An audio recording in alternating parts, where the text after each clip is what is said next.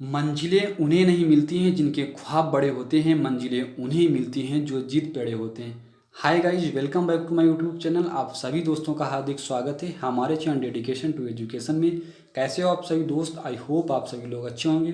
जैसा कि आप सभी दोस्तों को पता है कि हमारी जो UP PCS previous years GS first paper की जो श्रृंखला चल रही है, उसमें मैंने आप लोगों को 2016 के जितने भी क्वेश्चन हैं उनको कई पार्ट में डिवाइड करके 4 पार्ट तक प्रोवाइड करा दिए हैं। आज मैं उसका 5th पार्ट प्रोवाइड कराऊंगा।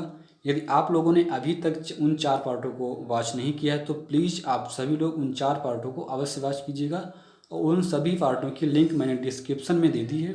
तो प्लीज़ आप सभी लोग उस लिंक को ज़रूर विजिट कीजिएगा और वॉच करना मत भूलिएगा। तो चलिए, समय को नष्ट ना करते हुए सेशन को कंटिन्यू करते हैं। हमारा फर्स्ट क्वेश्चन क्या है? वर्ष 2015 के भौतिक शास्त्र के नोबेल पुरस्कार विजेता टी काजिता और मैकडोनाल्ड निम्नलिखित में से किस देश के निवासी हैं? यानी जो 2015 के भौतिक शास्त्र के नोबेल पुरस्कार विजेता टी काजिता और मैकडोनाल्ड जो हैं वो किस देश के मूलतः निवासी हैं? तो आप सभी लोगों को मैं केवल 10 सेकंड का टाइम दूंगा और आप सभी लोग कमेंट बॉक्स में आंसर दीजिएगा। ऑप्शन ए यूएस और जापान, ऑप्शन बी जापान और यूएई, ऑप्शन सी जापान और कनाडा, ऑप्शन डी कनाडा और यूएसए। तो आप लोगों को कमेंट में आंसर देना है। तो दोस्तों, इसका राइट आंसर क्या है? जापान और कनाडा, यानी option B, sorry option C. Option C इसका राइट आंसर है। नेक्स्ट क्वेश्चन है, भारत तथा पाकिस्तान के राष्ट्रीय सुरक्षा सलाहकार उनके बैंकॉक में गोपनीय मिलन के बाद विदेश मंत्री सुषमा स्वराज पाकिस्तान में हार्ट एशिया सम्मेलन में भाग लेने गईं, जो वर्ष 2015 में आयोजित था। मतलब किस जगह ये आयोजित था जहाँ पे विदेश मंत्री सुषमा स्वराज ने भाग लिया था? तो आपको आंसर देना है। ऑप्शन ए कराची में, ऑप्शन बी पेशावर में, ऑप्शन सी लाहौर में, ऑप्शन डी इस्लामाबाद में। तो आप लोगों को कमेंट में आंसर देना है। 10 सेकंड का टाइम आपके पास ओनली। तो इसका राइट आंसर क्या है? इसका राइट आंसर ऑप्शन डी, यानी इस्लामाबाद। इस्लामाबाद में इस्तांबुल प्रक्रिया रूपरेखा के तहत 5वीं हार्ट ऑफ एशिया त्रिस्तरीय कॉन्फ्रेंस का आयोजन पाकिस्तान के इस्लामाबाद में किया गया था। कहाँ पे किया गया था? इस्लामाबाद में। नेक्स्ट क्वेश्चंस देखते हैं। यूएनएचसीआर के अनुसार यूरोप में शरणार्थियों और विस्थापितों की संख्या हाल ही में किस सीमा पर पहुंच गई है?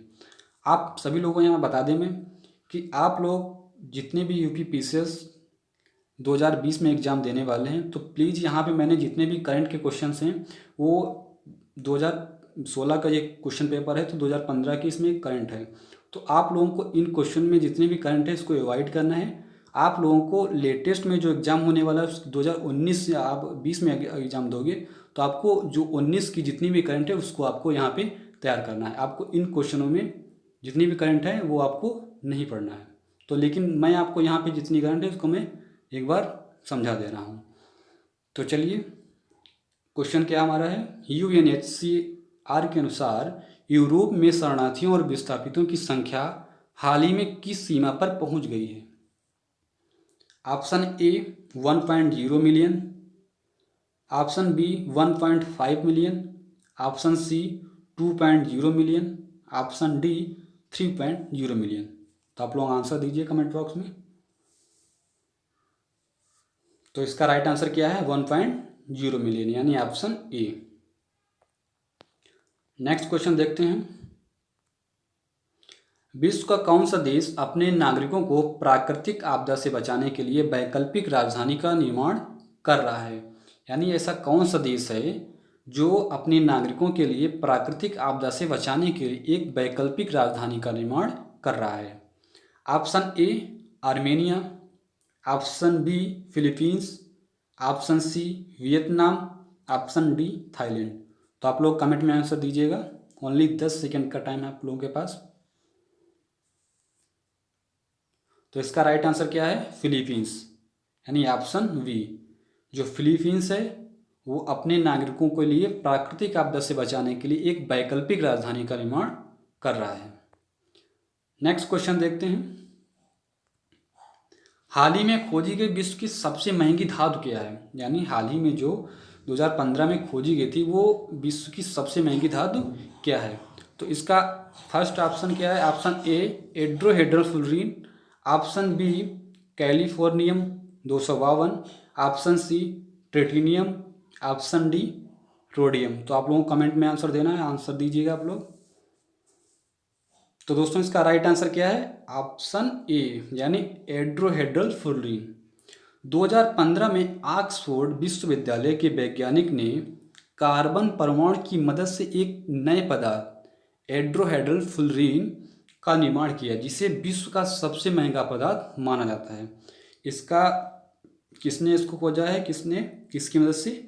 ऑक्सफोर्ड विश्वविद्यालय के वैज्ञानिक ने कार्बन परमाणु की मदद से किस पदार्थ की खोज की है? एड्रोहेड्रल फ्लोरीन। आपको यहाँ को याद रखना है, यहाँ पे एड्रोहेड्रल फ्लोरीन की खोज की है, जिसे विश्व का सबसे महंगा पदार्थ माना जाता है। तो नेक्स्ट क्वेश्चन देखते हैं। केंद्र सरकार द्वारा किसका जन्म दिवस मनाने के लिए सेवा दिवस प्रस्तावित किया है? यानी केंद्र सरकार द्वारा किसके जन्म दिवस के अवसर पर सेवा दिवस प्रस्तावित किया गया है?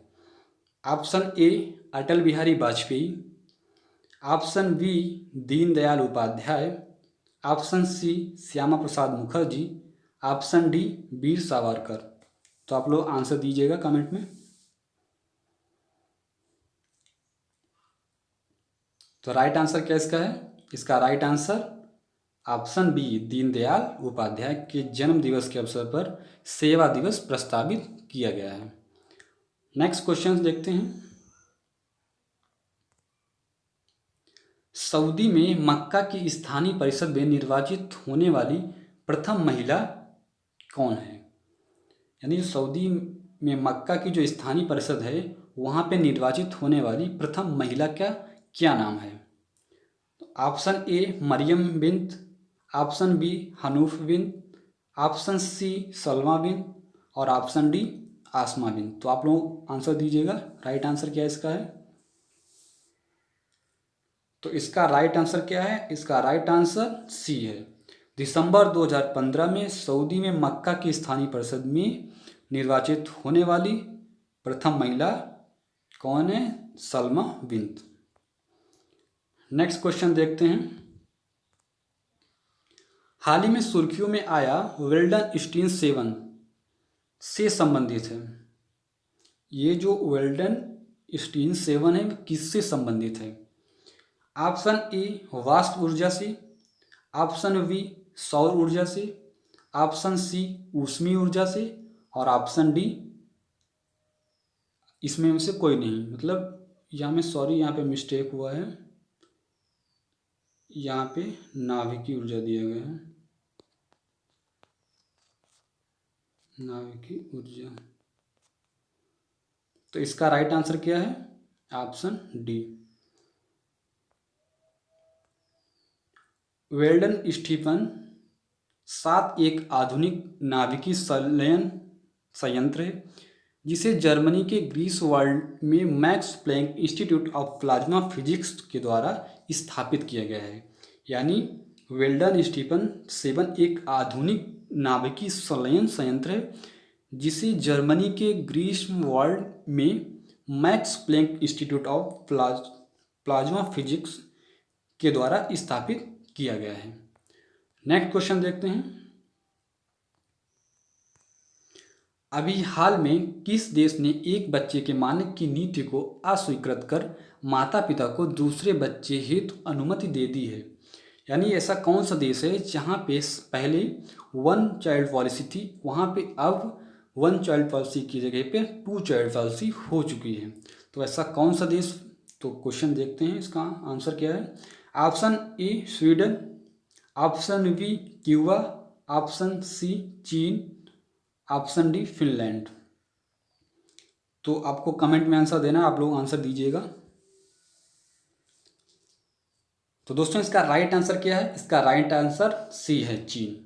दिसंबर 2015 को चीन की संसद द्वारा प्रस्ताव पारित किया गया कि 1 जनवरी 2016 से सभी चीनी दंपतियों को 2 बच्चे उत्पन्न करने की अनुमति देती है। मतलब जो चीन की संसद है उसने प्रस्ताव पारित किया कि वहाँ पे पहले 1 चाइल्ड पॉलिसी थी, अब वहाँ पे 2 चाइल्ड पॉलिसी है, यानी कि सभी चीनी दंपतियों को 2 बच्चे उत्पन्न करने की अनुमति मिल चुकी है। नेक्स्ट क्वेश्चन देखते हैं। टाइम्स मैगजीन द्वारा निम्नलिखित में से किसे पर्सन ऑफ द ईयर 2015 चुना गया? ऑप्शन ए बराक ओबामा को, ऑप्शन बी एवीएल बगदादी को, ऑप्शन सी फ्रांकोइज ओलैंडो को, ऑप्शन डी एंजेला मार्केल को। तो आप लोग कमेंट में आंसर दीजिएगा, इसका राइट आंसर क्या है? तो इसका राइट आंसर क्या है? इसका राइट आंसर डी, यानी एंजेला मार्केल को। एंजेला मार्केल को 2015 पर्सन ऑफ द ईयर चुना गया है। नेक्स्ट क्वेश्चन देखते हैं। भारत में संपन्न हुई इंटरनेशनल टेनिस प्रीमियर लीग 2015 में राफेल नडाल ने खेला था। इसका राइट आंसर क्या है?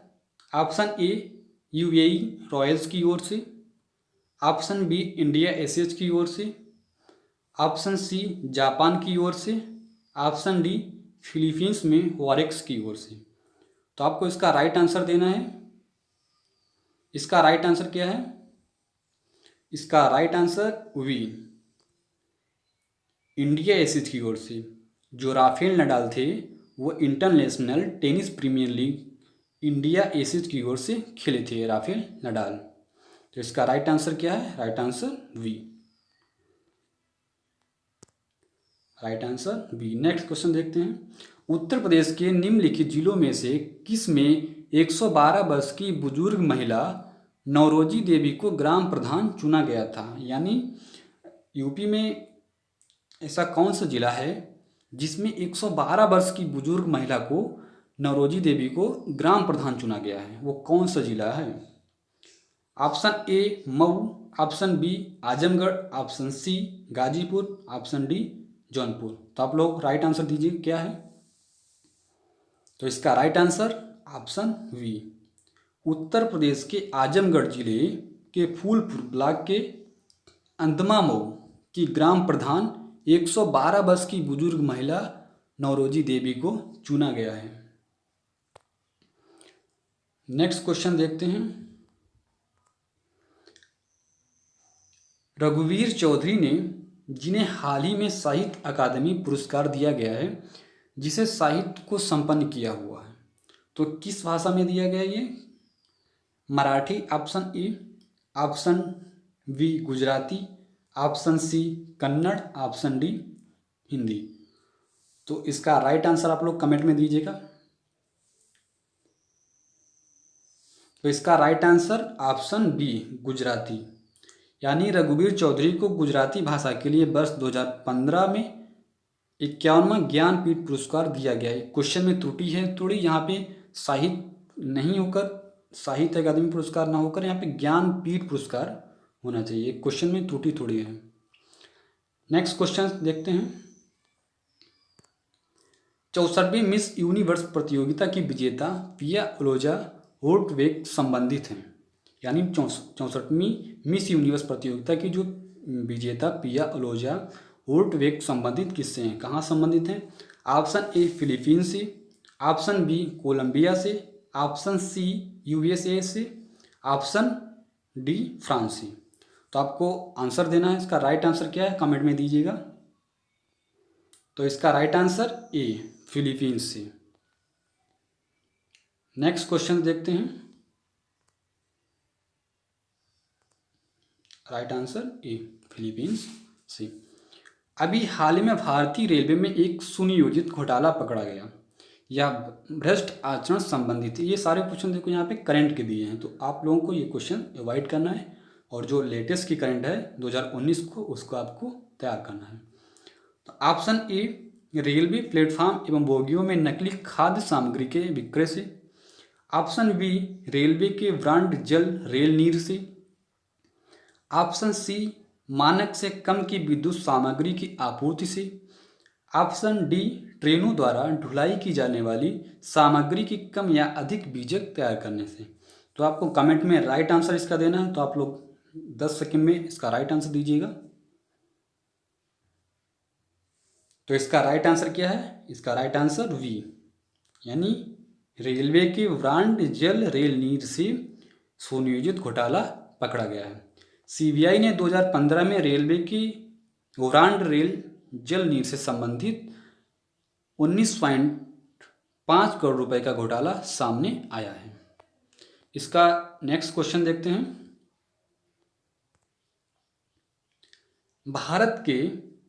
भारत ने बराक 8 मिसाइल निम्नलिखित में से किस देश के सहयोग से विकसित की है? यानी भारत ने बराक 8 मिसाइल निम्नलिखित में से किस देश के सहयोग से विकसित की है? इसका राइट आंसर क्या है? ऑप्शन ए रूस के सहयोग से, ऑप्शन बी फ्रांस के सहयोग से, ऑप्शन सी यूएसए के सहयोग से, ऑप्शन डी इजराइल के सहयोग से।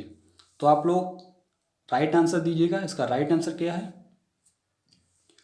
तो दोस्तों इसका राइट आंसर ऑप्शन डी, यानी भारत ने बराक 8 मिसाइल को इजराइल के सहयोग से विकसित की है। नेक्स्ट क्वेश्चंस देखते हैं। निम्नलिखित में से किस देश में पहली बार महिलाओं को मतदान का अधिकार दिया गया था? उन्होंने इतिहास बनाते हुए 2015 के चुनाव में 13 सीटें जीती। तो इसका आपको राइट आंसर देना है। इसका राइट आंसर क्या है? वो कौन सा देश है जो देश में पहली बार महिलाओं को मतदान का अधिकार दिया गया और उन्होंने इतिहास बनाते हुए 2015 के चुनाव में 13 सीटें जीती हैं? Option A Iraq, option B Jordan, option C Saudi Arab, option D Turkey. तो दोस्तों इसका राइट आंसर क्या है? इसका right answer option C Saudi Arab. वर्ष 2015 में सऊदी अरब में स्थानीय निकाय चुनाव में पहली बार महिलाओं को मतदान एवं चुनाव लड़ने का अधिकार प्रदान किया गया था। यहाँ पे आपको याद रखना है, मतलब मतदान का अधिकार और चुनाव लड़ने का अधिकार पहली बार स्थानीय चुनाव में दिया गया था, जिसमें उन्होंने इतिहास बनाते हुए 13 सीटें हासिल की थी। अगला क्वेश्चन देखते हैं। निम्नलिखित में से बैंक द्वारा सिंपली क्लिक क्रेडिट कार्ड योजना प्रारंभ की गई थी? यानी वो कौन सी बैंक है जिसके द्वारा सिंपली क्लिक क्रेडिट कार्ड योजना प्रारंभ की गई? Option A IDBI, option B ICICI, option C BOB और ऑप्शन डी SBI। तो आप लोगों को कमेंट में आंसर देना है कि इसका राइट आंसर क्या है। तो दोस्तों इसका right answer option D SBI। SBI ने 2015 में सिंपली क्लिक क्रेडिट कार्ड योजना प्रारंभ की। तो इसका राइट आंसर डी SBI। अगला क्वेश्चन देखते हैं। आंतरिक सुरक्षा अकादमी अवस्थित है? Option A Mount Abu, option B Nashik, option C Hyderabad, option D Pune. तो आपको राइट आंसर देना है। कमेंट में आप लोग 10 सेकंड में इसका राइट आंसर दीजिएगा। इसका राइट आंसर क्या है? तो दोस्तों इसका right answer option A Mount Abu. आंतरिक सुरक्षा अकादमी है वो माउंट आबू में अवस्थित है। नेक्स्ट क्वेश्चन देखते हैं। विश्व के कितने देशों में अनिवार्य मतदान व्यवस्था लागू है? यानी विश्व के जो कितने देश ऐसे हैं जहां पे अनिवार्य मतदान की व्यवस्था लागू है? Option A 32, option B 25, option C 24 और ऑप्शन डी 26। तो आप लोग कमेंट में आंसर दीजिएगा। इसका राइट आंसर क्या है? दोस्तों इसका राइट आंसर क्या है? इसका राइट आंसर डी, यानी 26। विश्व के 203 में से 26 देशों में अनिवार्य मतदान का विधिक प्रावधान है, परंतु इसे सिर्फ 14 देशों में व्यवहारिक रूप से लागू किया गया है। यानी 26 देशों में इसको अनिवार्य मतदान का विधिक प्रावधान है, किंतु यहाँ पे सिर्फ 14 देशों में ये व्यवस्था व्यवहारिक रूप से लागू है। नेक्स्ट क्वेश्चन देखते हैं। नेक्स्ट एंड लास्ट क्वेश्चन है, पुस्तक कारगिल टाइमिंग टाइड लिखिए, टमिंग टाइड लिखिए।